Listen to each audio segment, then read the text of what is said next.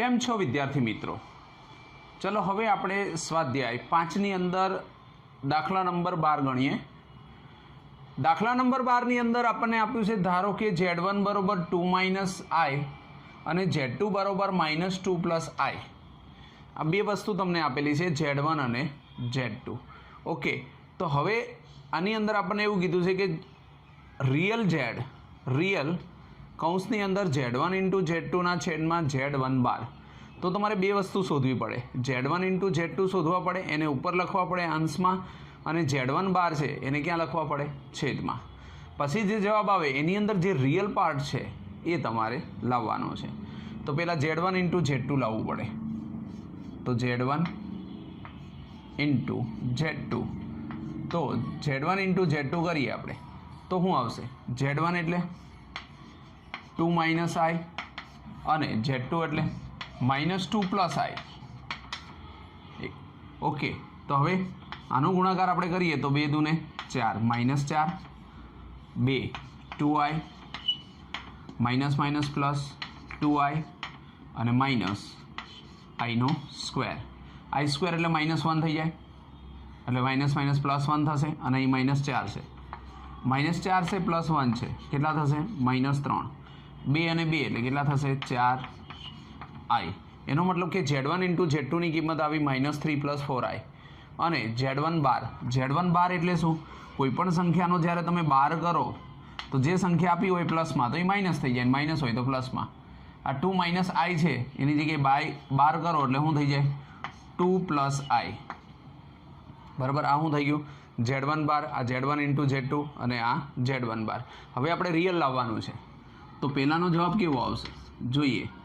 તો આપણને શું આપ્યું છે? Z1 × Z2 ના છેદમાં Z1 બાર. આની જે કિંમત આવી ને લખો. Z1 × Z2 શું આવ્યું? તો કે -3 + 4i અને છેદમાં શું લખ્યું? Z1 બાર બરોબર 2 + i. 2 + i. પણ આમાં તો તમને રિયલ પદને અલગ અલગ નથી, તો આની અંદર પહેલાં શું કરવું પડે? અનુબદ્ધ કરણી લેવી પડે. જ્યારે પણ તમને આવું પદ આપ્યું હોય તો એને સરળમાં ફેરવવા માટે અનુબદ્ધ કરણી લેવી પડે, એટલે કે છેદનું સમીકરણ. તો અહીંયા જે 2 છે, 2 + i, એની જગ્યાએ 2 - i 2 - i. હવે અંદર ગુણીએ તો શું થશે? 2² એટલે 4, -i² એટલે +1, 4 ને કેટલા થશે? 5. ઉપર જુઓ તો અહીંયા 3 છે, આની હારે જશે તો 3 × 2 = 6, 3 અહીંયા જાય તો -3 +3i, 4 અહીંયા જાય તો 4 × 2 = 8i, 4 અહીંયા જશે તો -4i². ઓકે, તો નીચે કેટલા આવશે? તો કે 5. અને ઉપર જોવાનું i વગરના પદ, તો આ 4i² છે, આ +4 થઈ જાય, અને અહીં -6 છે તો કેટલા આવશે? 2. 8 9 10 11 તો કેટલા? 11i. અલગ અલગ આપો. -2/5 + 11/5i. હવે તમારે શું જોઈએ છે?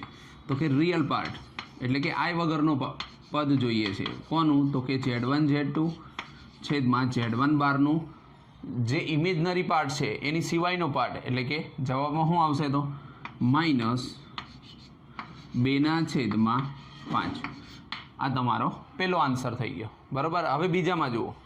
બીજામાં શું કીધું છે કે ઇમેજનરી પાર્ટ લેવાનો છે, પણ કોનો? 1/Z1 × Z1 બાર. ચલો આવું આપ્યું છે. Z1 × Z1 બાર છે, તો Z1 × Z1 બાર લાવવું પડે. તો Z1 તો છે આપણી પાસે, કેટલો છે? તો કે Z1 × Z1 બાર. તો Z1 એટલે 2 - i અને Z1 બાર એટલે 2 + i. 2 + i.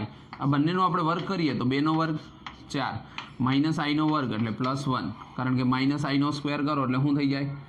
4 - i², i² એટલે -1, તો 4 + 1 એટલે કે 5 થઈ જાય.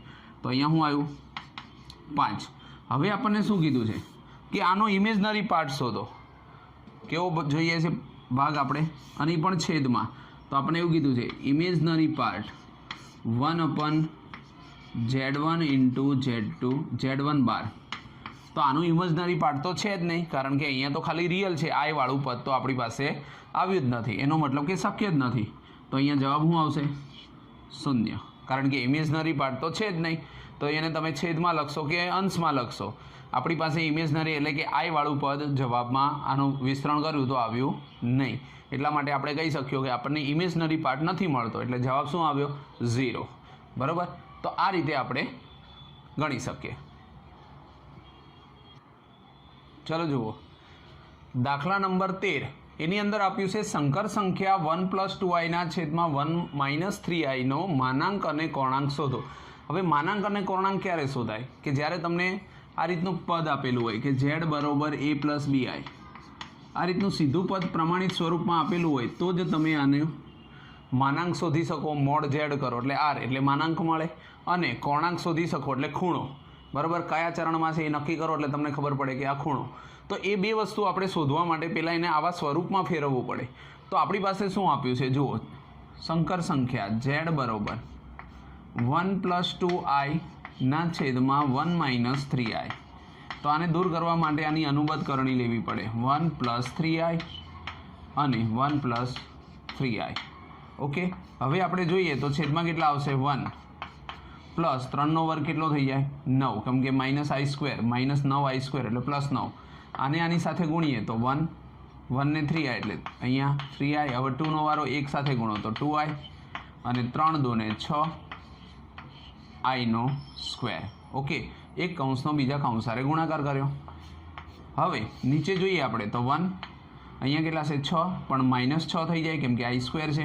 i² = -1. બરાબર. તો આ -1 છે એટલે કે -6 થઈ ગયા. અહીંયા 1 છે, 6 માંથી 1 જાય તો કેટલા વધશે? -5. 3 અને 2 એટલે કેટલા આવશે? 5i છેદમાં કેટલા આવશે? 10. આને તમે અલગ અલગ આપશો તો તમારી પાસે શું આવશે? -1/2 કેમ કે 5/10 અને +1/2i. તો તમને મળી ગઈ સંખ્યા. કઈ મળી? x અને y ને જો આને સરખાવો ને x + yi સાથે સરખાવતા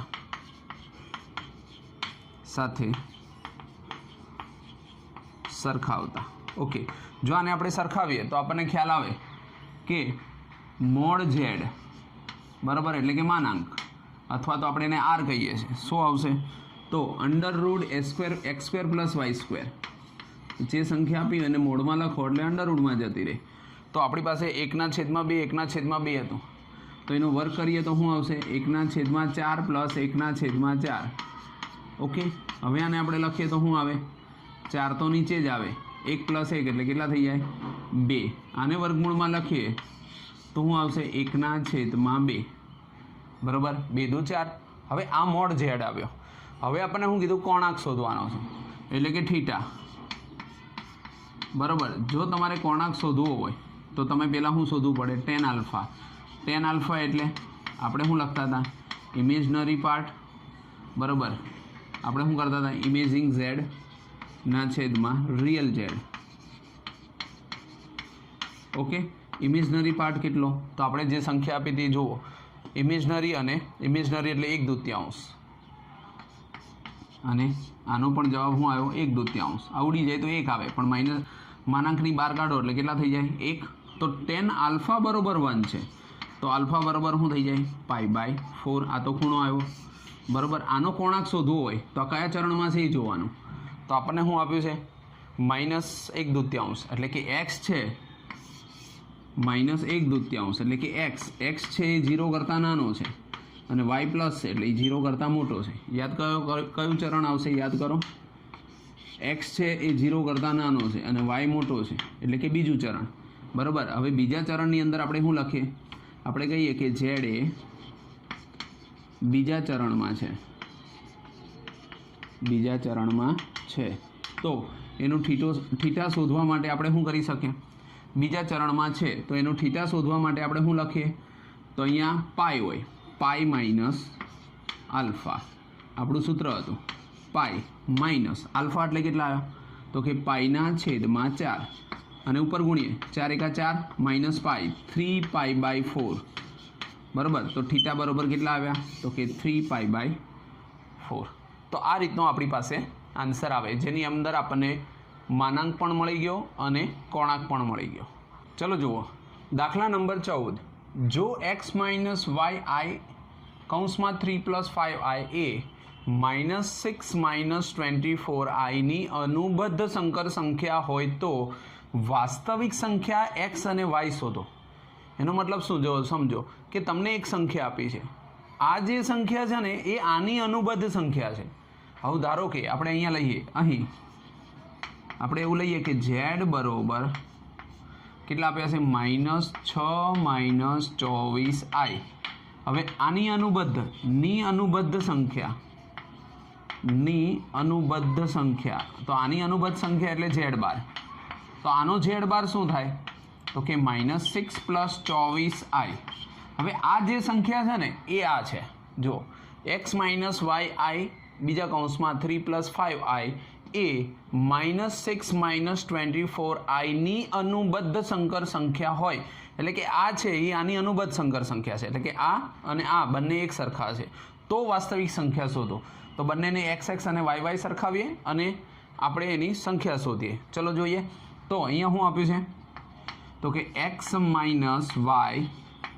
i 3 + 5i = -6 + 24i. કેમ કે આની અનુબદ્ધ સંકર સંખ્યા એ અને આ બંને સરખા છે. તમને રકમની અંદર એવું સમજાવ્યું છે કે આ જે સંખ્યા આપી છે z એની અનુબદ્ધ સંકર સંખ્યા અને આ બંનેનો ગુણાકાર એ એક સરખો છે. બરાબર છે? ઓકે. હવે આનો ગુણાકાર આપણે કરીએ, એનો મતલબ કે એક કૌંસનો બીજા કૌંસ સાથે ગુણાકાર. તો આ x છે, આ 3 છે, તો શું થશે? 3x, આ x છે, આ 5 છે, 5xi -i y 3 સાથે ગુણશો તો શું થશે? -3yi. આને આની સાથે ગુણશો તો -5 પછી y i ગુણ્યા i એટલે i² = -6 + 24i. ઓકે. હવે આની અંદર i વાળા પદ અને i વગરના પદને સામસામે સરખાવો એટલે તમને સમીકરણ 1 અને 2 મળે. જો અહીંયા શું આપ્યું છે? 3x i² છે, એ -1 કરશો ને એટલે +5i થશે. તો અહીંયા આવશે 3x + 5y. ઓકે. આ એક સંખ્યા મળી આપણને. અહીંયા જુઓ આ બી i વાળી સંખ્યા, i વાળી, તો i ને કોમન કાઢો તો આપણી પાસે આવશે 5x - 3y બરોબર. ઓકે. જો i વાળા પદને અલગ લખ્યા, i વગરના પદને અલગ લખ્યા. અહીંયા જુઓ -6 + 24i. ઓકે. હવે સરખાવો આ i વાળા પદને આની સાથે સરખાવો, -6 ને i વગરના પદ સાથે સરખાવો તો તમે જોઈ શકો અહીંયા શું આવશે? 3x + 5y = -6. સમીકરણ 1. ઓકે. જો થઈ ગયું? 3x + 5y બરોબર -6. હવે બીજી સંખ્યા છે 5x - 3y. 5x - 3y બરોબર 24. સમીકરણ 2. ઓકે. હવે 1 અને 2 સમીકરણને ઉકેલો એટલે તમને x અને y ની ઘણી બધી રીત આવે. આદેશની રીત આવે, ચોકડી ગુણાકારની રીત આવે, ક્રેમરની રીત આવે કે લોપની રીત આવે. એ જોઈશ આપણને જે ગમે એ રીત આપણે કરીએ તો પણ આપણને x અને y મળી જાય. તો હવે આપણી પાસે કઈ રીત છે? તો કે અહીંયા 3 છે ને અહીંયા 5 છે. જો આપણે લોપની રીત કરીએ તો સમીકરણ 1ને આમાં તમે ડાયરેક્ટ પણ કરી શકો. આમાં આપણે આખી રીતને બતાવવાની જરૂર નથી. સીધું તમે આને 5 વડે ગુણો અને 3 વડે જે સમીકરણ આવે બાદબાકી કરશો તોય ચાલશે. બરાબર છે? તમે ડાયરેક્ટ x અને y બાજુમાં રફ કરીને અહીંયા પણ મૂકી શકો. તો સમીકરણ 1ને 5 વડે ગુણીએ, 5 અને 2ને 3 વડે ગુણી બાદ કરતા.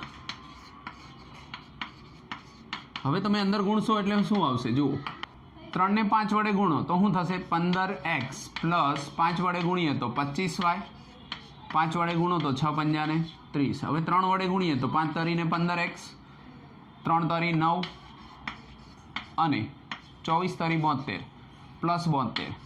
હવે આની નિશાની ચેન્જ કરશું તો શું આવશે? માઇનસ આ તો ઉડી ગયા, 9 પ્લસ થઈ ગયા 25, 25 ને 9 34y અને અહીંયા કેટલા આવશે? -102. y બરોબર કેટલા? તો કે -102 ના છેદમાં 34, 4 તરી 12, 3 તરી 9 ને 1 10, તો 3 વડે ભાગ ચલાવો તો કેટલા આવશે? -3. તો y બરાબર કેટલા મળ્યા આપણને? -3 મળ્યા. હવે આ 3ને સમીકરણ 1 કે 2 માં મૂકી દો.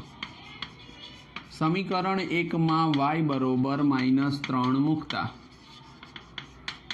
y બરાબર -3 મૂકશો તો શું આવશે? જુઓ, 3x + 5 y ની કિંમત -3 બરાબર -6. તો કેટલા આવશે? 3x 3 પંજા 15 -6 + 15, 15 માંથી 6 જાય તો 9 આવે. તો અહીંયા આવશે 3x બરાબર 9. તો 3 વડે ભાગી નાખો તો x ની કિંમત કેટલી આવી? 3. તો આપણને બે કિંમત મળી ગઈ. x ની કિંમત 3 મળી અને y ની કિંમત -3 મળી. તો આ રીતે તમે પેલા દાખલો ગણો, x વાળા પદને અને i વાળા પદને અલગ અલગ સરખાવો. જો i વગરનો પદ, i વાળા, અને તમને સમીકરણ 1 અને 2 મળશે. અને લોપની કે આદેશની ગમે તે રીત કરો કે ચોકડી ગુણાકાર કરીને y અને x મળી જશે.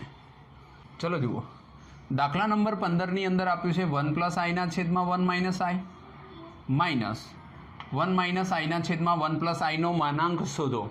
માનાંક શોધવો એટલે મોડ શોધવાનો, પણ આની પહેલાં શું લાવવું પડે? z બરાબર a + bi વાળા સ્વરૂપમાં લાવવું પડે. તો આપણે લસા લઈએ, આને ઉપર જવા દઈએ, તો આ આની સાથે ગુણાય તો શું થઈ જાય? 1 + i² માઇનસ આ અહીંયા ગુણાશે તો શું થશે? 1 - i². અને છેદની અંદર શું થશે? એકવાર પ્લસ ને એકવાર માઇનસ એટલે 1 + 1. તો આપણી પાસે જવાબમાં શું આવ્યું? 2. ઉપર શું આવ્યું જુઓ, તો કે 1 + 2i અને i². ખાલી સૂત્ર મૂક્યું આપણે, વચ્ચે માઇનસ, ફરી વાર a² + b² વાળું સૂત્ર. 1 - બંનેને 2 વડે ગુણો એટલે 2i + i². ઓકે, હવે આની અંદર આપણે જોઈએ કે i² જતો રહે, કેમ કે -1 થાય. અહીંયા પણ i² જાય કારણ કે -1 થાય. તો અહીંયા આપણને શું વધશે? જુઓ, 2i અને -- +2i છેદમાં કેટલા આવશે? 2. બરોબર કેટલા આવ્યા? તો કે 4i ના છેદમાં 2. આને ઉડાડી દઈએ તો શું આવશે? 2i થઈ ગયું. હવે આ જે z છે, આ z આવ્યો. હવે આપણી પાસે z હોય તો z તો ખાલી i વાળો છે, તો એ વાળું પદ નથી. તો આપણે શું લખશું? 0 + 2i. આને મોડમાં લખશું તો શું આવશે? mod z બરાબર √0² + 2² એટલે કેટલા થઈ જાય? 4. વર્ગમૂળમાંથી કાઢો તો પાછા કેટલા આવે? 2. તો આ mod z બરાબર આપણો જવાબ શું આવ્યો? 2 આવ્યો. ઓકે, તો આ રીતે આપણે ગણી શકીએ. ચલો, જો દાખલા નંબર 16 જુઓ, એમાં આપ્યું છે આપણને, જો x + yi ની ઉપર ક્યુબ બરાબર u + vi હોય તો બતાવો કે u/x + v/y બરાબર 4x² - y². આટલું આપણે સાબિત કરવાનું છે, પણ કોની જગ્યાએ? તો કે u/x + v/y. હવે તમારે અહીંયા ગોતવાનું કે u તમને ક્યાંથી મળે અને v ક્યાંથી મળે. u વાળી સંખ્યા છે એ i વગરની છે અને v વાળી સંખ્યા છે i છે. તો આપણે સિમ્પલ રીતે વિચારીએ કે આના ઘનનું સૂત્ર મૂકો, જે કિંમત આવે એને x સાથે સરખાવો અને y સાથે, અને આવું સમીકરણ લાવવાનો પ્રયત્ન કરો. આને કરતા બનાવવાના, અને પછી આની જે બંને કિંમત આવે બંનેનું ટોટલ મારો તો આટલો જવાબ આવવો જોઈએ. બરાબર છે? તો જોઈએ, હવે આપણી પાસે આપણને આપેલું છે x + y i નો ઘન. સૂત્ર યાદ છે ઘનનું? ફરીવાર જુઓ, x + y i નો ઘન. આ ઘનના સૂત્ર, સ્ક્વેરના સૂત્રો, આ બધા સૂત્રો આપણને આવડવા જ જોઈએ, કેમ કે વારંવાર આ વસ્તુનો ઉપયોગ આપણે ગમે ત્યાં કરશું જ. બરાબર છે? તો ચલો જોઈએ, x નો ઘન. આખાનો જ્યારે ઘન આપ્યો હોય ત્યારે આપણે એવું વિચારીએ કે પહેલાની ઉપર ઘન, બીજાની ઉપર ઘન એટલે કે y નો ઘન, i નો ઘન, અને બંનેને 3 વડે ગુણવાના. એનો મતલબ કે જે 3 છે એને આગળ મૂકી દેવાના, x y i, અને ખાલી આટલું જ પદ લખવાનું એટલે કે x + y i. બરાબર? જો તમે ઘનનું સૂત્ર વિચારો તો અહીંયા 3 છે. આ 3ને પહેલાં આની ઉપર મૂકો, પછી આની ઉપર મૂકો, અને પછી આ બંનેની આગળ મૂકી દો. તો x² y³ i³ અને 3ને આગળ મૂકો તો આ બંનેનો ગુણાકાર એટલે 3xyi, અને કૌંસની અંદર x + yi. હવે આનું વિસ્તરણ કરો તો શું આવશે? x³ અહીંયા શું છે? i³ છે. યાદ કરો, i³ એટલે શું હતું? -i. i² હોય તો -1 થાય, પણ i³ હોય તો શું થાય? -i. એટલે કે y નો ઘન અને i, જે માઇનસ હતું એ પ્લસની જગ્યાએ માઇનસ થઈ ગયું. પ્લસ આની અંદર ગુણીએ એટલે આવું થાય, 3xy. x છે એટલે 2 વાર x થયો, y અને આઈ. ફરી વાર જુઓ, આટલા જે પદ છે એને આપણે આની અંદર ગુણશો એટલે અહીંયા એક એક્સ હતો, અહીંયા એક્સ હતો એટલે એક્સનો સ્ક્વેર, 3x વાય અને આઈ. હવે આ પદને આની આરે ગુણીએ પ્લસ 3x એમનો વાય 2 વાર તો વાયનો સ્ક્વેર, આઈ 2 વાર તો આઈનો સ્ક્વેર. ઓકે, આ રીતનું આપણી પાસે પદ આવે. હવે આઈ વગરના પદને આઈવાળા પદને ભેગા કરો. અહીંયા શું છે? એક્સનો ક્યુબ, આઈ સ્ક્વેર એટલે માઇનસ થઈ જાય, બરાબર? તો શું આવશે? Minus 3x Y square. જો આ બે આઈ વગરના પદ થઈ ગયા કહેવાય. એક્સનો ક્યુબ, આઈ સ્ક્વેર એટલે -1 એટલે અહીંયા માઇનસ થઈ જાય 3x વાયનો સ્ક્વેર. એનો મતલબ કે આ પદ અને આ પદ, આ બે પદ કેવા છે? આઈ વગરના. અહીંયા જુઓ, આમાં બી આઈ છે, અહીંયા પણ આઈ છે. આઈને કોમન કાઢો, આઈને તમે કોમન કાઢો તો શું આવશે? માઇનસ વાયનો ઘન પ્લસ 3x² વાય. ઓકે, આ તો આપણે ઘનનો ફેરફાર કર્યો. કોનો કર્યો? x + વાયનો ઘન. પણ એની જગ્યાએ તો સામે શું લખ્યું છે? u + iv, u + iv, બરાબર? તો હવે જુઓ, u વાળું પદ અહીંયા છે અને i વાળું પદ અહીંયા છે, બંનેને સામસામે સરખાવો.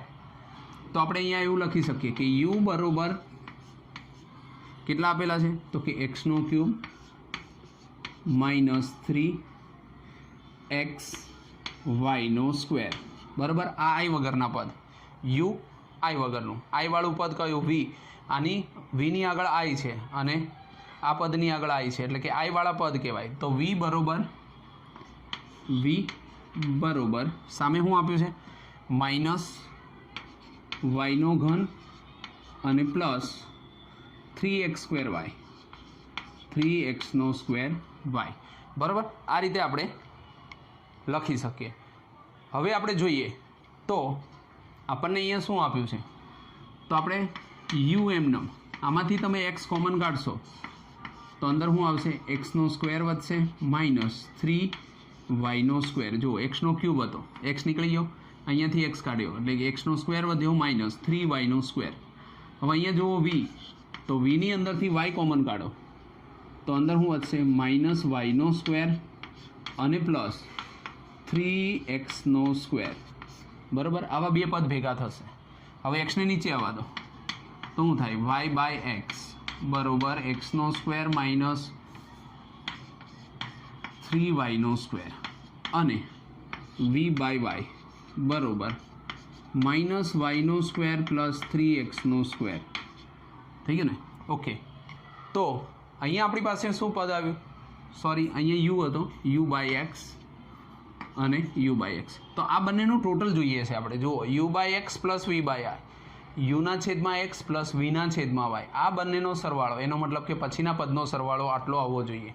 તો ચલો લખીએ, યુના છેદમાં x પ્લસ વીના છેદમાં y, આ બંનેનું ટોટલ, એનો મતલબ કે એક્સનો સ્ક્વેર માઇનસ 3yનો સ્ક્વેર માઇનસ વાયનો સ્ક્વેર પ્લસ 3x².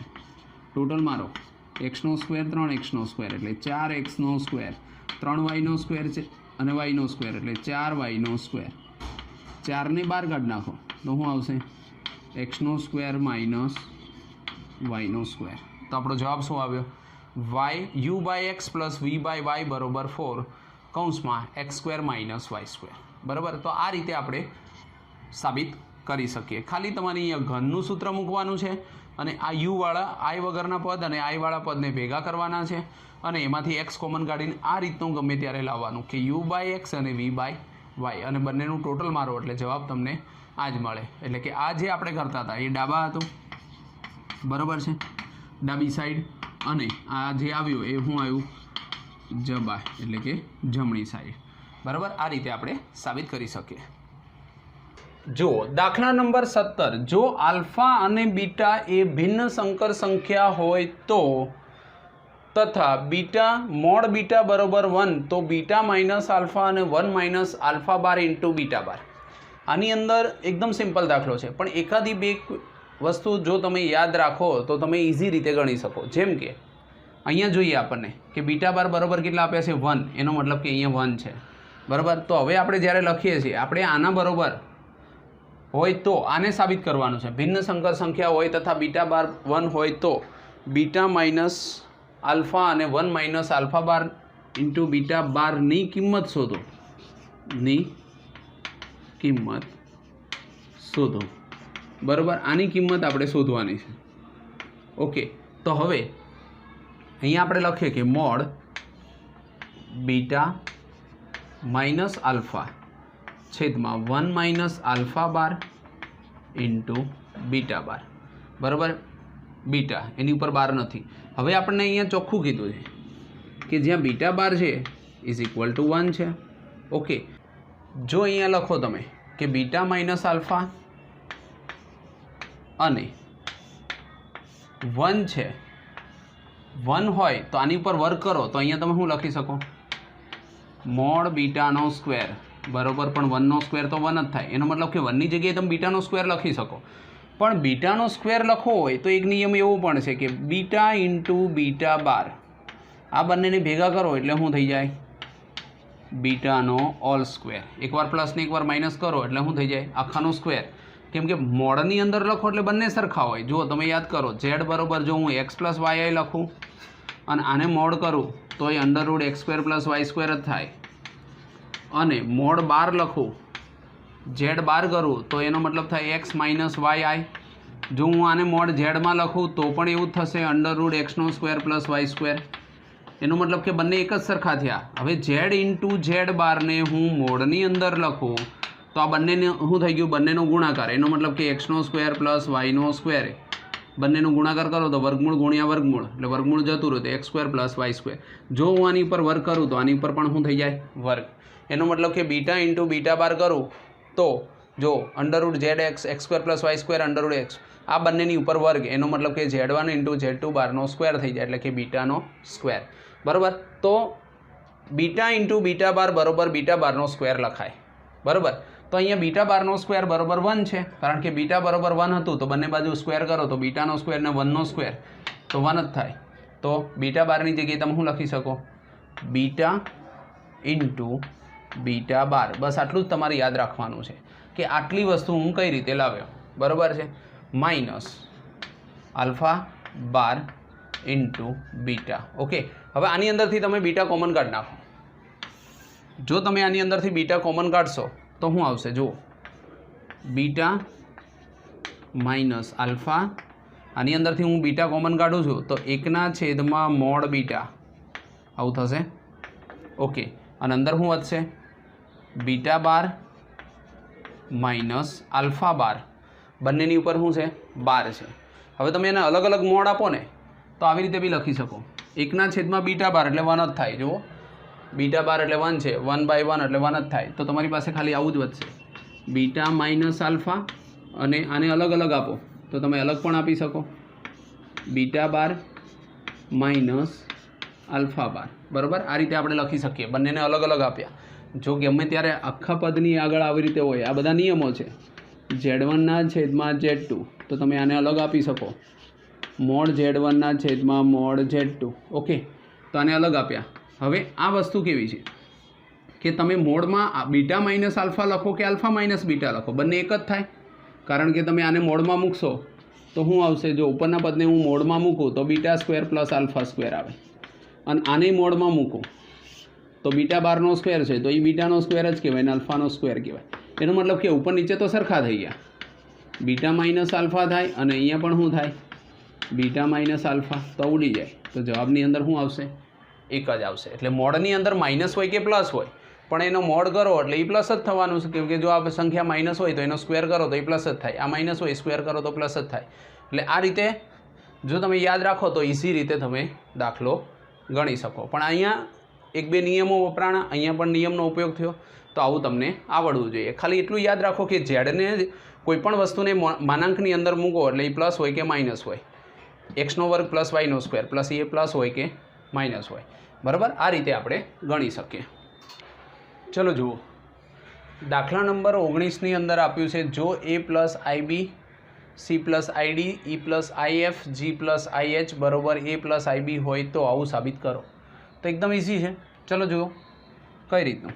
તો આને તમે રકમને પહેલાં લખીએ આપણે તો શું આવશે a plus ib c plus id e plus if અને g પ્લસ ih બરોબર a પ્લસ ib થઈ ગયું. હવે બંને સાઈડ જો તમે આને મોડ કરો તો શું થશે? આને આપણે મોડમાં લખીએ a plus ib c plus id e plus if g plus ih બરોબર મોડ a પ્લસ ib. બરાબર. કોઈ પણ સંખ્યા જ્યારે મોડમાં હોય અને આને મોડમાં દૂર કરો એનો મતલબ કે આ બધા અંડરરૂટમાં જતા રહે. શેની અંદર જતા રહે? અંડરરૂટમાં. જેમ કે આપણી પાસે એક સૂત્ર હતું, માનું કે તમને અહીંયા એવું કીધું હોય Z1 ઇન્ટુ Z2, તો તમે આને અલગ લખો તો આ રીતે લખી શકો Z1 ઇન્ટુ Z2. બરાબર છે. એ રીતે આપણી પાસે Z1 Z2 Z3 Z4 આ રીતના આપેલા છે, તો તમે એને આ રીતે લખી શકો mode a plus ib mode c plus id mode e plus if mode g plus ih બરોબર a પ્લસ ib. ઓકે. તો હવે આનું જ્યારે મોડ દૂર કરો ત્યારે શું લખાય? Under root a square plus b square under root c square plus d square under root e square plus f square under root g નો સ્ક્વેર પ્લસ h નો સ્ક્વેર ઇક્વલ ટુ a નો square plus b square. બરાબર. તો હવે બંને side square છે. હવે જો તમે આની અંદરથી વર્ગમૂળને કાઢી નાખો, બંને સાઈડથી જો આપણે વર્ગમૂળને દૂર કરીએ બરાબર, તો બે સાઈડ વર્ગ કરો એનો મતલબ શું આવશે? a square plus b square c square plus d square e square plus f square g square plus h નો square is equal to a square plus b square. તો આ તો આપણે સાબિત કરવાનું હતું કે a square plus b square c square plus d square e square plus f square અને g square plus h square is equal to a square plus b square. બરાબર. તો ખાલી તમે માનાંકની અંદર હોય એને અલગ અલગ માનાંક આપીને ઉપર સ્ક્વેર કરો એટલે આ રીતનો આપણી પાસે આન્સર આવશે. હવે આગળ જોઈએ તો અહીંયા આપણને આપ્યું છે 1 પ્લસ આઈના છેદમાં 1 માઇનસ આઈનો ઓલ એમ ઘાત બરોબર 1. તો એમની ન્યૂનતમ કિંમત શોધો. તો એમની અહીંયા કઈ કિંમત હશે કે જેથી 1 જવાબ આવે?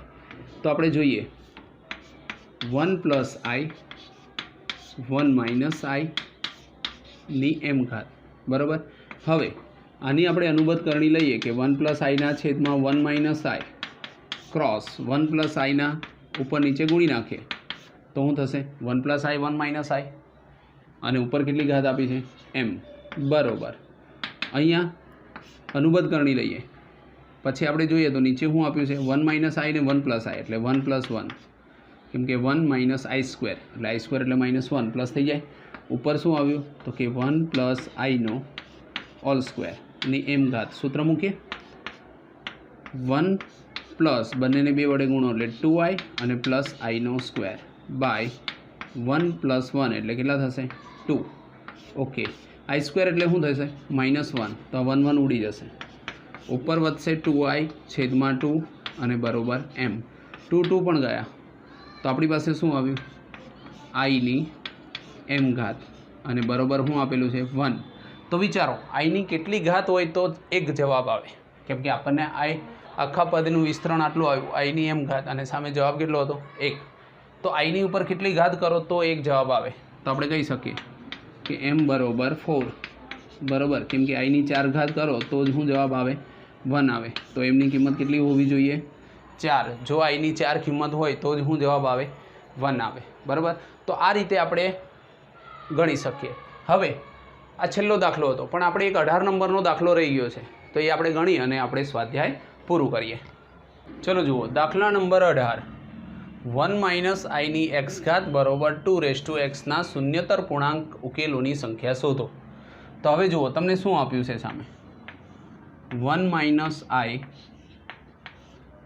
એક્સ ઘાત બરોબર 2x ઘાત. હવે કોઈ પણ સંખ્યા માનાંકમાં હોય ને એટલે એને સીધું તમે શેમાં લખી શકો? વર્ગમૂળમાં. તો વર્ગમૂળમાં શું લખાશે? 1 + 1 કેમ કે 1નો વર્ગ 1 અને I છે એટલે -1 છે તો એનો વર્ગ 1 ઉપર કેટલી ઘાત છે x ઘાત બરાબર 2ની x ઘાત બરાબર. ફરી યાદ રાખો કે z બરાબર શું હોય a + bi. તમે મોડ z કરો છો એનો મતલબ એ શું થઈ જાય √a² + b². બરાબર. જો અહીંયા તમને મોડમાં જ આપેલા છે એનો મતલબ કે 1 - I છે 1 + ai છે એને તમે શું લખી શકો √a² + b². એટલે કે I ની આગળ -1 છે અને આ 1 છે 1 + 1. ઓકે.